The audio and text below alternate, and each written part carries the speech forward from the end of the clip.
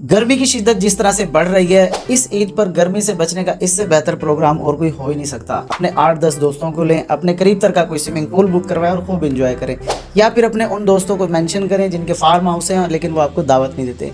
हमारे दोस्त हैं महबूब खान दुरानी साहब, जिन्होंने अपने फार्म हाउस पर दावत दी और हम दोस्तों ने जो प्रोग्राम बनाया वो आपकी खिदमत में हाजिर है। स्टार्ट करते हैं अपने बैकपैक से, क्योंकि इसमें तमाम वो ज़रूरियात की चीज़ें होती हैं जिनकी वजह से हम अपने पिकनिक को यादगार बना पाते हैं। हमारा लॉन्ग ट्रिप चाहे एक हफ्ते का हो या शॉर्ट पिकनिक ट्रिप एक दिन का, बैग में तमाम ज़रूरियात की चीज़ें ना हो तो फिर ट्रिप में कुछ अधूरापन रह जाता है। बैग पैक करके मैं पहुंचा सीधा सईद भाई के घर, जहाँ पर मैंने अपना बाइक पार्क किया और सईद भाई ने ऑयल पानी चेक करते हुए अपना CJ7 तैयारा रोड पर निकाला। गर्मी की शिद्दत आप सुने मेरे बेटे की ज़बानी। अरे कहना क्या चाहते हो? बर्फ लेती जगह पर एक गाड़ी ने चाह करके हमें डराने की कोशिश की और गटर में गिरते बच गई और देखने में मालूम हुआ कि वकास भाई पहुंचे। कौन है ये लोग?